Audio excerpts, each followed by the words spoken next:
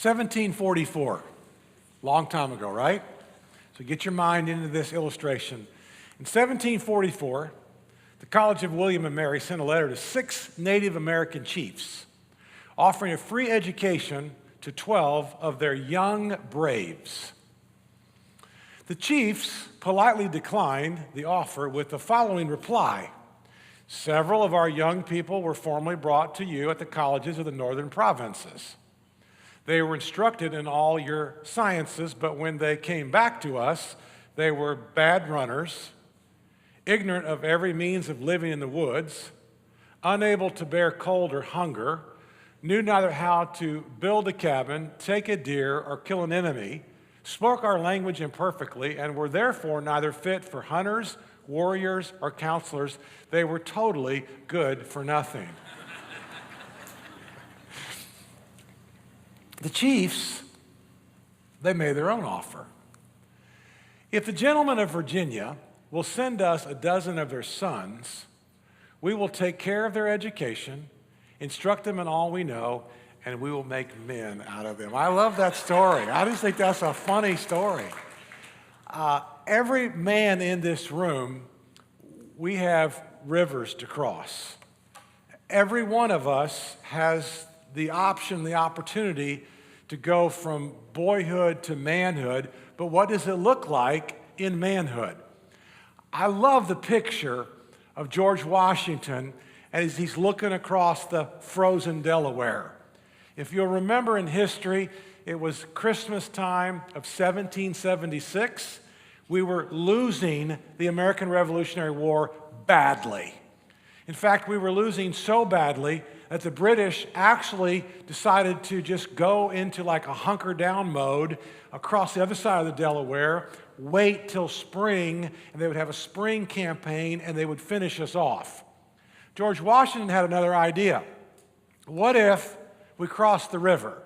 What if we crossed the half-frozen Delaware with 3,000 American soldiers, a whole bunch of cannons, and we didn't get caught, because if we got stuck out there in the Delaware, we were shooting ducks. And I love this story because it was the turning point of the American Revolutionary War. Historians look back to that event, and sure enough, George Washington and 3,000 American soldiers crossed the half-frozen Delaware with cannons on makeshift boats and rafts and canoes, caught the British totally off guard, killed a whole bunch of them, took 1,000 prisoners of war, took their muskets, their flint, their powder, their lead, and their cannons, and it gave us all kind of food, and we were then had the momentum to win the American Revolutionary War. Every man has a river to cross. Now, there's rivers from boyhood to manhood, but we know that's just a little river. That's not even an age thing. I mean, we all know there are 40 and 50-year-old boys, right? Well, let's not clap about that, all right? Let's act like maybe the preacher's exaggerating just a little bit, all right? But we also know there are 19 and 20 and 26 and 31-year-old men. So boyhood to manhood's not an age thing, but it is a river to cross. We also know that once we cross that river and become a man, there are still relational rivers, there are vocational rivers, there are soul rivers, there's insecurity rivers. Every man in this room doesn't stop crossing rivers once he crosses from boyhood to manhood. In fact, you'll have more rivers to cross when you become a man. There's an incredible story in Joshua chapter 3. And in Joshua chapter 3, Joshua now has to cross the Jordan River with millions of people. Now, we know he's already a man because 20-some years ago, he and Caleb were the only two who said, "We can take the land, we can go get it." 10 said we can't, 2 said we can. So we know Joshua's a man. He crossed that river years ago.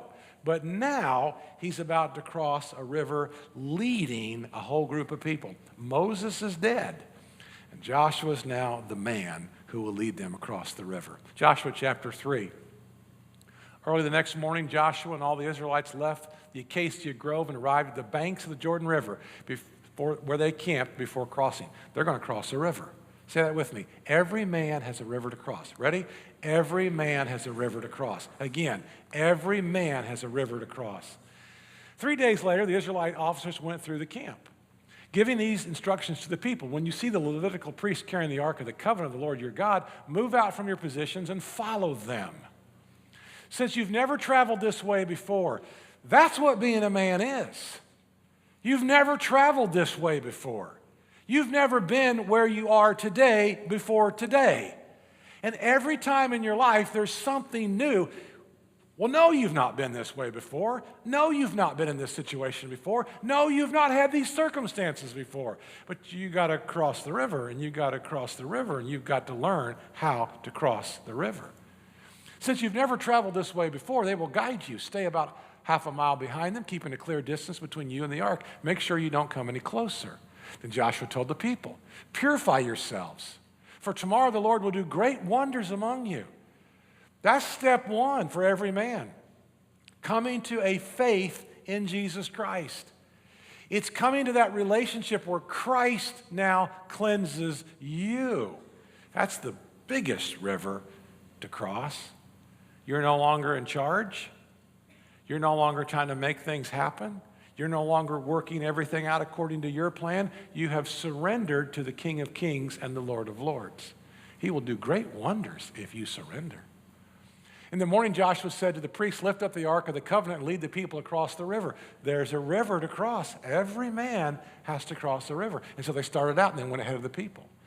And the Lord told Joshua, today I will begin to make you a great leader in the eyes of all the Israelites. They will know that I am with you, just as I was with Moses. Give this command to the priests who carry the Ark of the Covenant. When you reach the banks of the Jordan River, they've got a river to cross.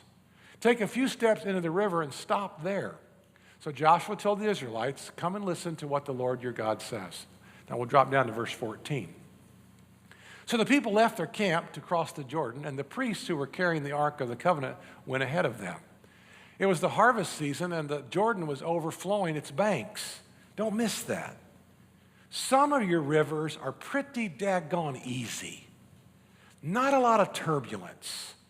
Not a lot of flood stage. Some of your rivers to cross are at flood stage, and they're very challenging, and they're very difficult, and require tremendous courage. It was the harvest season. Jordan was overflowing its banks, but as soon as the feet of the priests who were carrying the ark touched the water at the river's edge, the water above that point began backing up a great distance away at a town called Adam, which is near Zareth. And the water below that point flowed into the Dead Sea until the riverbed was dry. Then all the people crossed over near the town of Jericho. I am asked on a regular basis. In the last 5 years, this question comes up to me when I'm at Starbucks, I'm at Target, I'm sitting outside of a restaurant waiting on a pizza. One of you guys comes up to me, and you'll say this to me, how do you raise a man? How do you raise children? How do you do this? And I don't know that I have a great answer for that. But the question is asked from usually pain, because there's been distance between you and your son. Or you haven't talked to your son, or you haven't talked to your father in 3 or 4 years, or you've got small kids and you're not really sure how to go forward. How do I have this incredible relationship forever, for a lifetime, with a father or with a son? So to do that today, I've asked Ethan to join me. And so we're going to boldly, bravely, maybe we've got more courage than we do brains. Would you welcome Ethan, my son, to come out here? Yep, Ethan.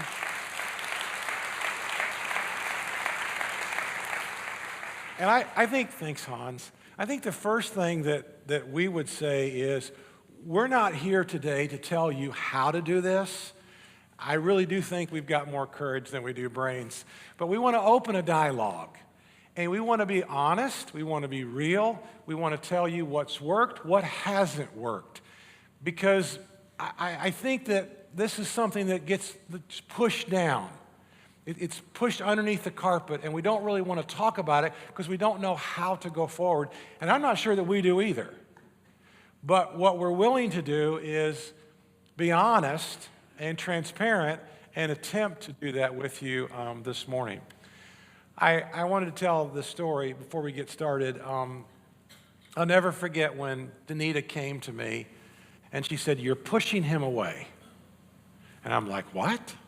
And you got to realize that although Ethan and I are very similar with vision and leadership, we are very dissimilar. He is an artist with a capital A. I can't even spell the word, okay? And so Danita came to me and she said, "You are pushing him away." And she said, "He may grow up respecting you, but I'm not sure he's going to like you as he gets older. Is that really what you want?" And I remember backing off, and I started to study Ethan. I started to date Ethan, if you will. I started to look at who he was. How was he so unique? And I'll never forget the day that we were playing ping pong, and there's a way to play ping pong, son. There is a normal way to play ping pong, okay? Ethan's playing ping pong. He's making the rules up as we go. Off the wall, side, off the ceiling, off the wall to this quadrant, and I'm realizing, who thinks like that? And I realized his mother. And it was at that moment where I decided just to love him, try to understand him, and let him run the race that God has called him to run. There was a youth pastor in Memphis, probably got it from James Dobson, but the youth pastor said, "Rules without a relationship leads to rebellion." And I thought, man, that'll preach. Rules without a relationship leads to rebellion. And I've tried to work on that relationship more than anything else that we've had. So Ethan, let me start asking you a couple of questions. What prepared you? Every man's got rivers to cross. What prepared you to cross your rivers? Yeah, well, first I want to reiterate what he said. This is not, the goal of this isn't to share how great I am or we are. Jesus has definitely been with us, walked with us, led us and guided us. So it's really special to be on this stage today on Father's Day with you. But to answer that question, of course, community, church, friends, all those things played a vital role in helping me cross rivers. And I think that's the same for all of us. But the one thing that I believe more than anything that can help you and I cross our rivers is the presence of God. The more time, yeah, we can clap for that. The more time you and I learn to spend in the presence of God, the more we begin to think his thoughts, the more we begin to want what he wants. We begin to feel what he feels. And so I'll never forget, I was 15 years old, and I was taking off with the youth group. There's about 55 of us. We loaded into these buses. We were heading to Christ and Youth, which is similar to the Student Life Camp. And we were heading up there. We head up to Pennsylvania, and we were stopping in Tennessee overnight just to stay there for a night. We stopped in Tennessee, and we had the night free. We could kind of do whatever we wanted, just take off, run around the campground. And a friend and I heard this worship music playing off in the distance. We could hear this band playing on the other end of the campground. I said, "Hey, let's go check this out." And so I walked into this environment, and I can assure you that the presence of God was in that room. I had never experienced the presence of God like that until that point. And it was very similar to really this past Sunday night, if some of you at the worship night, when God was there, you know. And God is always with us, but it's learning to acknowledge his existence, that he's with us everywhere we go. And so the more I began to walk in his presence, he began to give me confidence. And I heard this quote recently that I would love for you guys to write down or take note of. But insecurity, it says, insecurity is when you look to yourself for security. Confidence is when you look to the Father to define who you are. I'm going to say that again. Insecurity is when you look to yourself for security, but confidence is when you look to the Father to define who you are. And so the more you and I begin to spend in his presence, he begins to define who we are, and he gives us confidence to cross any river. So really, your faith became your own faith. It wasn't my faith or your mom's faith. It became your own at 15. I like that story. Every man who crosses rivers has pressure. What would be some of the pressures that you felt trying to cross some of your rivers? Yeah. growing up as a pastor's kid, you grew up probably with a little different pressure than most people experience. My whole life, I've had eyes on me. I've never known what it's like to not have eyes on me. We grew up at a church in Memphis with 1,000 people, great, amazing community, great season, but the eyes were on me moving here, doing music, all these different things. You have this pressure, and unfortunately, the people would look to see how I acted as well as my siblings acted to determine whether the pastor's words were legitimate or not. And so they would determine whether they would listen to him and what he said based upon how well his children and how well his household had it together. And so there's always been that pressure to keep it together, you know? And so that pressure is not sustainable for anyone. That pressure is not sustainable for me. And so I had to learn how to deal with that pressure. And I heard this quote recently. It said, identity is destiny. Identity is destiny. And I learned this. You and I, we usually place our identity in 3 different things, okay? I am what I do, I am what I have, or I am what other people say about me.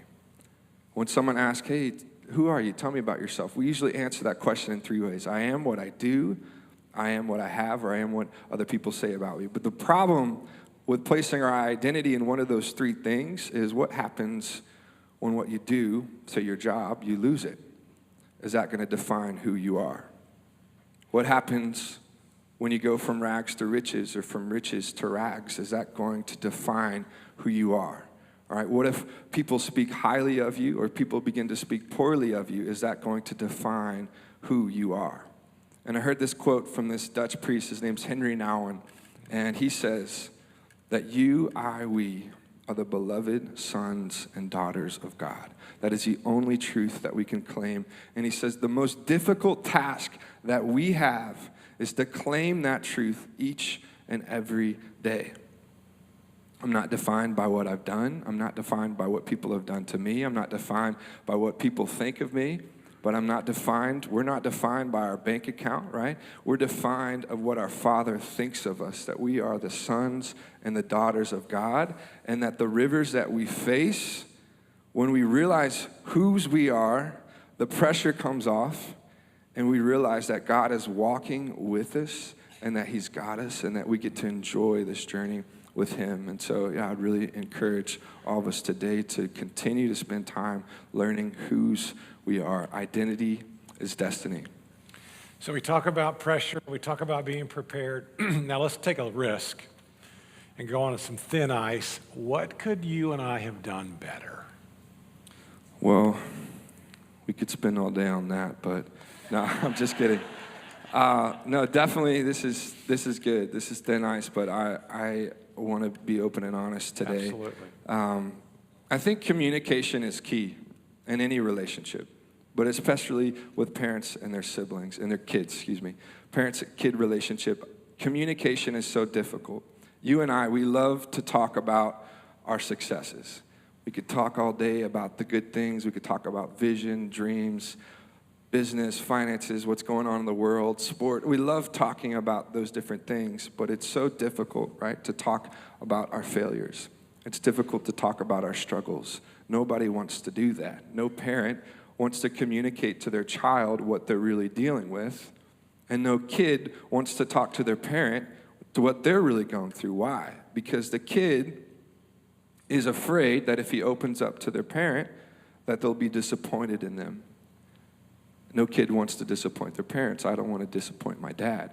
And no father wants to really open up to his kid and share what he's going through and he's struggling with, because he wants to be viewed as the hero, right? He wants to be viewed and respected. And so the problem is two people grow up living in a false reality.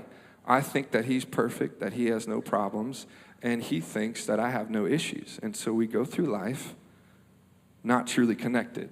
And so I think the beauty over these past couple of years is we begin to break down those walls. You begin to open up and share some struggles and failures you had.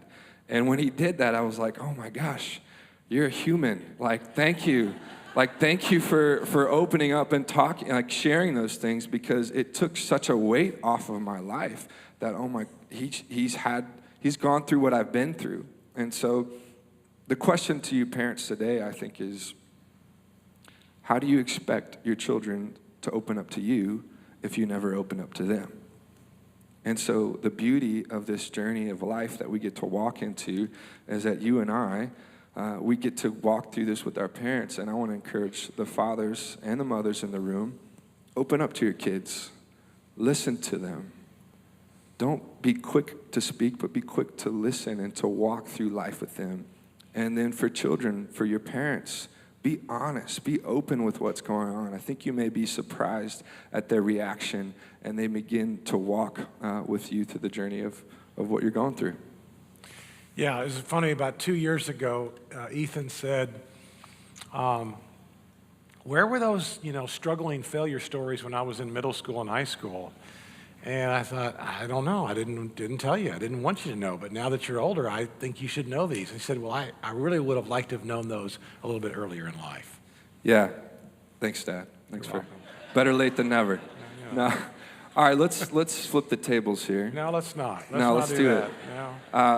I want to ask you, what do you think we could have done differently? What do you think we could have done better?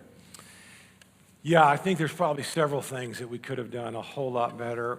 One of those was I had a hard time coming into your world. I was always bringing Ethan into my world. Let's talk about the Bible. Let's talk about business. Let's talk about people. Let's talk about numbers. Let's talk about organizational development.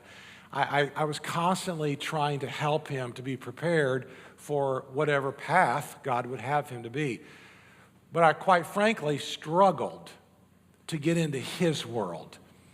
I'll never forget when he graduated from high school, Danita bought him a ukulele. And I thought, that's about the dumbest thing you could buy, and you buy a ukulele. And then within about 6 months after that, he's leading worship with the ukulele, and it has a whole album on a ukulele. And so I'm a slow learner, but before he went to Palm Beach Atlantic, he went to St. Pete and got his AA degree. I bought you a mandolin. But I think that what I could have done better was to get into your world a whole lot quicker, and I plan on that with grandchildren. I'm thinking through that with grandchildren, that I want to somehow play with them. I want to somehow get into their world and not just bring them into my world. It's good. How about what did go right? What did go well that you'd like to share today? I really appreciate that question a whole lot more than the other one. I have loved being a dad. I have loved being a dad more than a fisherman, more than a pastor. I've loved being a dad. I have loved being a dad to your sister Erica, to you, to your sister Emily. I'm thoroughly enjoying Jeff and Andrew, my 2 sons-in-law. I can't wait for my granddaughter to be born sometime in September.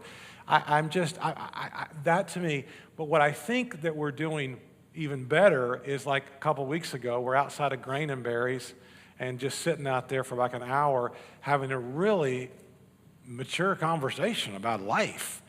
And I think that was something that we did well, and we can continue to do better. I do. What advice, let's get off me, what advice do you have for parents or for the students in the room? Yeah, parents, I'd love to speak to you guys. I really want to encourage you to be open and to be honest, like I communicated earlier, with your kids. There's so much value in that. I was recently hearing from someone talk about the struggle that parents have is they so wish they could raise their kids in their time period, right? Because we didn't have the social media. They didn't have all this stuff. They wish they could go back to their era, but I want to encourage you that God has placed you in this era for a reason.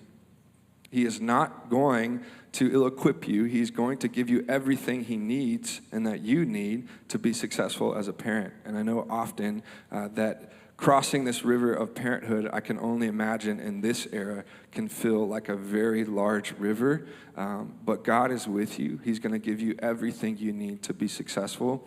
Don't try to raise them how you were raised. Raise them for this era and for what they're going through today. Walk with them, listen to them, enjoy life together, because I believe that God will do amazing and great things. And so To wrap this up today, I think what we want to do is, as we celebrate this time of Father's Day, what an opportunity that we have, no matter what your emotion is today towards your earthly dad, no matter if it's a good emotion that comes up when you think about him, if it's a bad emotion that comes up. The truth of the matter is that you and I are the beloved sons and daughter of a heavenly Father, right? And our opportunity today, no matter what your earthly dad looks like, is to recognize that we have a heavenly Father that cares deeply for each and every one of us. He wants the best. He wants to walk with you through life. And so many of us, I as well, we start pushing God away, and we try to figure out how to cross our own rivers with our own plans. And he's saying, no, I want to do it with you. I was created to walk with you. I was created to do life with you. And I truly believe each and every one of us in this room, we are born for the impossible. The rivers that we face in our life are impossible. The things that we come into contact with, we can't do on our own. So why keep walking by ourselves when you have a heavenly Father that cares more about you than you ever could?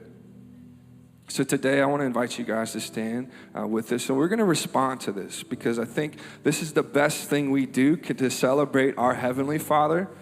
That's what we want to do today, is we want to bring honor and glory to him, because he cares for us. He has healed us. He wants to walk. He wants to do life with us today. And so we're going to sing this song, Good, Good Father. I want to encourage you all today, respond to how good he has been. I can say with complete certainty that my dad would not be on this stage today if it wasn't for the love of Jesus. I would not be on this stage today if it wasn't for the love of my Heavenly Father and how he is walking with me through life. And so we have a good God, and he deserves our worship. So let's sing to him today. Come on.